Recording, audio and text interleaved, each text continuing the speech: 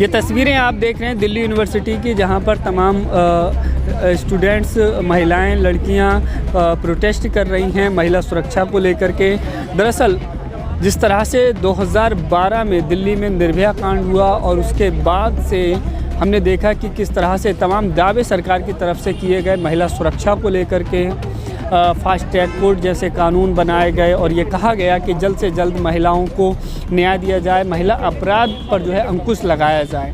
लेकिन बावजूद आप देखिए कि इन 10 सालों में किस तरह के जो हालात बने हुए हैं। हम देखते हैं कि गुजरात में बिल्किस बानो के बलात्कारियों को जेल से रिहा कर दिया जाता है उनकी सज़ा पूरी होने से पहले।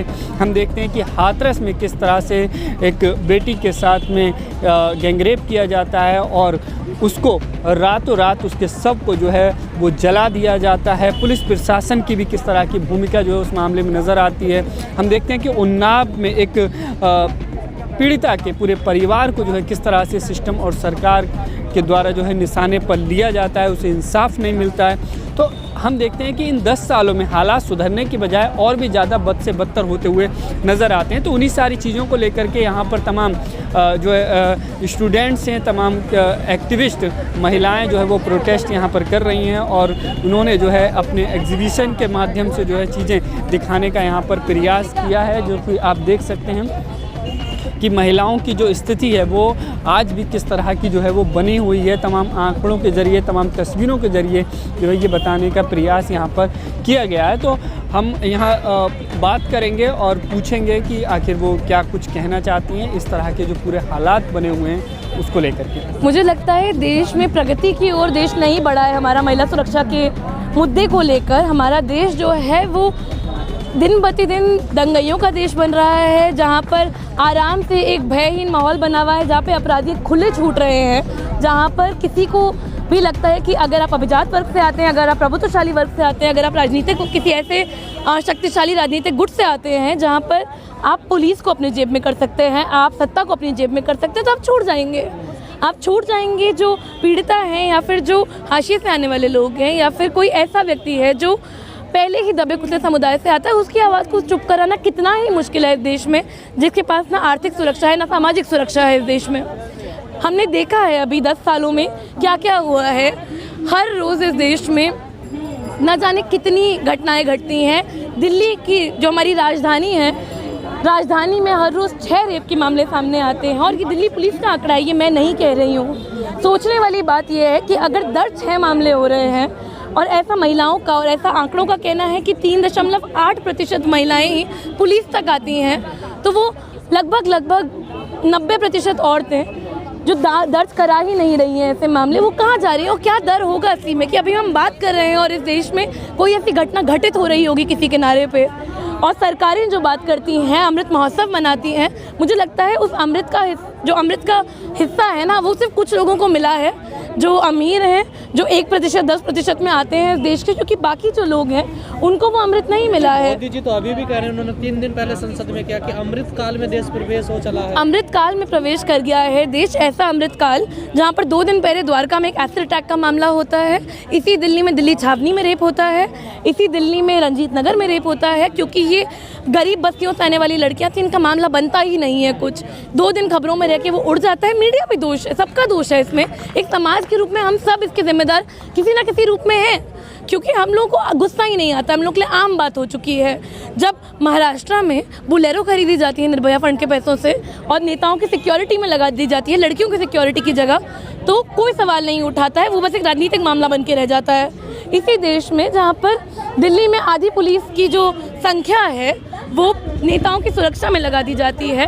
ऑक्सफैम की अभी 2 दिन पुरानी रिपोर्ट कहती है हमको कि निर्भया फंड का अधिकतर पैसा यूज़ ही नहीं हुआ है। निर्भया फंड का जो मुद्दा था महिलाओं की सुरक्षा, उसको लेकर वो बस पड़ा हुआ है कहीं पर।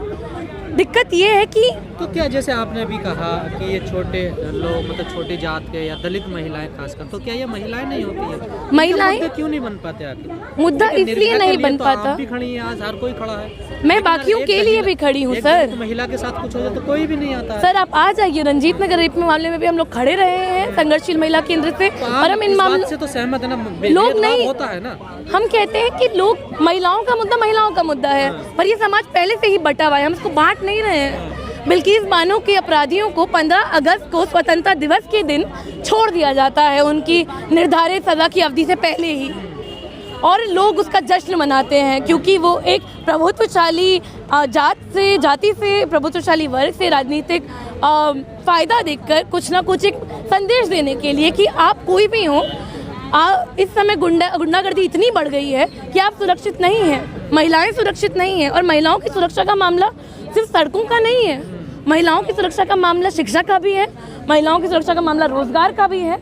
क्योंकि महिलाएं अगर शिक्षित होंगी, हम यूनिवर्सिटी तक आ रही हैं, हमें अपने अधिकारों का कुछ पता है, पर अधिकतर महिलाएं यूनिवर्सिटी तक नहीं आती हैं। योजना चला तो रही है बेटी बचाओ बेटी पढ़ाओ का 70% से ज़्यादा पैसा विज्ञापन में लग गया है। अभी हमने कोरोना में देखा, जब डिजिटल गए तो कैसे गरीब परिवारों में जहाँ 5 बच्चे होंगे, 2 बच्चे होंगे, 3 बच्चे होंगे, बेटों को फ़ोन दे दिया जाएगा और लड़कियों को शिक्षा से बाहर निकाल दिया जाएगा। दिल्ली विश्वविद्यालय में एक ऐसी आत्महत्या की घटना सामने आई थी जिसको हम कह सकते हैं एक संस्थागत हत्या थी वो। क्यों? क्योंकि अगर आप इस तरीके का बिना प्रिपेयर हुए ऐसी स्कीमें लाते हैं जहाँ से लड़कियों को, जाहिर सी बात है, सवाल ये है ना, जिन लोगों की जिम्मेदारी है वो तो चाहते ही नहीं है ना इस देश की महिलाएं प्रगति करें। वो तो कपड़ों पे भी सवाल उठाते हैं कि महिला ने कपड़े ऐसे क्यों पहन लिए, तो वो कैसे आपकी प्रगति होने देंगे? आप देख लीजिए, हिजाब पर भी अभी बात उठी थी हाल फिलहाल में महिलाओं के, और मुस्लिम महिलाएं जो पहले से ही सबसे ज़्यादा शिक्षा से दूर रही महिलाओं में से हैं, आंकड़ों के हिसाब से ही, उनको और धकेलने के लिए उनने कुछ ना कुछ ऐसा प्रपंच करा, इस तरीके से पूरा एक माहौल बनाया जहाँ पर लोग डर के ही रहे, लोग अपनी आवाज़ उठाने से डरे, क्योंकि आपको पता नहीं है कल आपके साथ क्या हो सकता है इस देश में। हम और देखिए 17% मामले जो हैं रेप के बढ़े हैं 2021 से 2022 में। अमृत महोत्सव के साल में ही पहले 6 महीने में बीते साल से 17% आंकड़े दिल्ली में बढ़े हैं और कोई सुध नहीं ले रहा है इस बात की। एक एम्बुलेंस आने में एक बस्ती के अंदर दिन लग जाते हैं, कितना घंटे लग जाते हैं। वन स्टॉप क्राइसिस सेंटर जो इन्होंने निर्भया के नाम पे बनाए थे वो कहाँ हैं? कितने ताले पड़े हैं उन पे? आप जैसी तमाम महिलाएं जो आंदोलन करते हैं वो कहती हैं जिन लोगों के हाथ में सत्ता पावर है वो खासकर महिला विरोधी लोग हैं, वो मनुस्मृति को मानने वाले। सर हम यही नहीं कह रहे वो महिला विरोधी लोग हैं, मैं तो कह रही हूँ कि वो बहुसंख्या विरोधी लोग हैं। और बहुसंख्या जो है वो मेहनत कश बहुसंख्या की बात कर रही हूँ मैं। ये जो सरकार है ये सत्ता पावर इसके लिए लड़ रही है और इस सब के लिए ये जिसके समर्थन में है वो 1% अमीर है इस देश का। ये बड़ी बड़ी कंपनियों को, अडानी इस देश में दुनिया में सबसे अमीर आदमी बनने को तैयार है और इसी देश में ज़्यादातर महिलाएं आज भी दिहाड़ी मजदूरी करती हैं, घरों में काम करती हैं, कंस्ट्रक्शन साइट पे काम करती हैं और उन तक वो ऑर्गेनाइज लेबर तक भी नहीं, ऑर्गेनाइज सेक्टर तक भी नहीं पहुंच पाती हैं, औपचारिक सेक्टर तक नहीं पहुंच पाती हैं। क्यों नहीं पहुंच पाती हैं? क्योंकि वो बाहर धकेली जाती हैं, उनको अपॉर्चुनिटी नहीं मिलती। सरकार कहती है देश को विश्वगुरु बनाना है, तो क्या बगैर महिलाओं के विश्वगुरु बन सकता है? नहीं बन सकता है बगैर महिलाओं के। और जब तक एक बराबरी का समाज नहीं बनेगा हम विश्वगुरु कहाँ से बन पाएंगे? मेरा मुद्दा ये है ही नहीं कि सिर्फ महिलाओं का उद्धार हो। मैं कह रही हूँ जो भी पीड़ित शोषित वर्ग है इस देश का उसका उद्धार होना चाहिए, वो किसी भी रूप में हो, चाहे उनको शिक्षा मिलना चाहिए, उनको रोजगार मिलना चाहिए, उनको रोटी कपड़ा मकान मिलना चाहिए जो नहीं मिलता है। इस वक्त देश में इतने सारे मुद्दे हैं, जिस तरह से आपने बताया, महंगाई, बेरोजगारी, महिला सुरक्षा, लेकिन हम देख रहे हैं कि एक एक्ट्रेस के कपड़ों को लेकर के विवाद खड़ा हुआ है। मीडिया दिन रात उसी पे डिबेट कर रहा है, तमाम नेता उस पर बात कर रहे हैं। सर आप लोग मीडिया से हैं तो ये सवाल आप मुझसे क्यों पूछ रहे हैं? आप लोग खुद पूछिए अपने आप से कि मीडिया दिन रात उसको क्यों देख रही है। क्योंकि बात ये है कि मीडिया भी आज के ज़माने में जो सोशल मीडिया का ज़माना है वो वही मुद्दा, सोशल मीडिया वाले हैं हम लोग तो अलग तरह से, सोशल मीडिया से ही सर मुद्दे बनते हैं, एजेंडा सेटिंग करके। एजेंडा तो मेनस्ट्रीम मीडिया बना वही नहीं सर, इवन अब सोशल मीडिया की जो ताकत ये भी हो गई है कि जो मुद्दा वायरल हो रहा है, ट्रेंड हो रहा है, उस पर सब लोग भागे भागे मक्खियों जैसे आते हैं, कभी उस पर कविताएं लिखने जाते हैं, मीडिया वाले उस पर रिपोर्ट बनाने लग जाते हैं। एक इंसान वायरल क्या होता है उस पर उसी घर पहुँच जाते हैं लोग। और जो बड़े बड़े मुद्दे हैं इस देश में उन पर पढ़ते जमती रहती हैं धूल के और किसी को फर्क नहीं पड़ता। हम सोशल मीडिया वाले हैं, आपके यहाँ प्रोग्राम हुआ निर्भया को लेकर, हम लोग आए, आप लोग आए, मुख्य धारा की जो मीडिया है वो बिकनी पे डिबेट कर रही है दिन रात, उसको ये आज की समस्या नजर नहीं आ रही। देखिए वो ना हास्यास्पद है, उस पर बात करके मुझे लगता है आपन में भी अपना समय ही बर्बाद करेंगे, क्योंकि वो होता है नेगेटिव पब्लिसिटी। मैं मीडिया को भी इतनी नेगेटिव पब्लिसिटी नहीं देना चाहती कि उनकी बर्बाद लग रहा है। वो लोग कह रहे हैं कि सिनेमा घरों में आग लगा दो, भगवा रंग का अपमान कर दिया।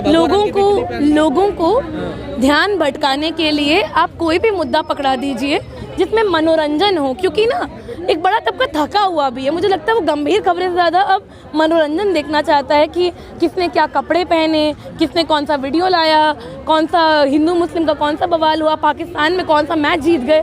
इसके आगे नफरत की राजनीति के आगे हम नहीं बढ़ रहे हैं। दिक्कत है ये हमारे समाज में। यहाँ पर जब जीएसटी लगता है, टैक्सेस लग जाते हैं महंगाई के ऊपर, तो बात नहीं होती। कितने धरने होते हैं इस देश में।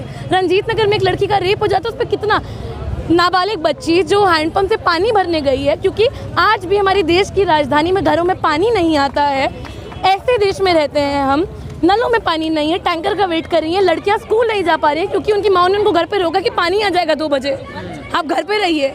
हम उस पे बात नहीं कर रहे हैं। आज़ादी के 75 साल मना रहे थे, मोदी जी महिलाओं की सुरक्षा की बात कर रहे थे, और बिल्किस बानो के जो बलात्कारी अपराधी थे उनको छोड़ा जा रहा था। एक जाहिर वही मैं कह रही हूँ कि ये ऐसे ही नहीं करा गया है। ये एक बताया जा रहा है, ये एक संस्थागत एक सुचारू रूप से एक मैसेज, एक संदेश भेजने की कोशिश करी जाती है लोगों को कि अब यही है इस देश की राजनीति। आप इसमें अपनी जगह तलाश लीजिए। अमृत महोत्सव है तो क्या हुआ, आज भी लोग गटर में उतर रहे हैं। चाहे वो 1980 में बैन हो गया था, आज भी निर्भया के कितने मामले हो रहे हैं। चाहे वो 2012 में होने के बाद उस पर कितनी नीतियाँ बना दी गई। तो यही सवाल है। आखिरी सवाल मेरा, जो सवर्ण महिलाएं हैं और जो दलित महिलाएं हैं, क्या दोनों के अपराध में अंतर है?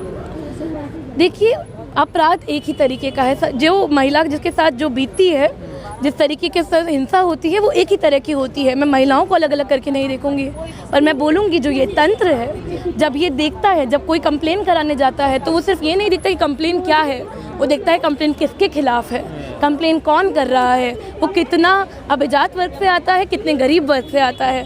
गरीब वर्ग से आता है तो उसको कितने आसानी से चुप कराया जा सकता है, यही देख रहा है। मैं कह रही हूँ महिलाओं का मुद्दा एक है, पर समाज बटा हुआ है। चलिए।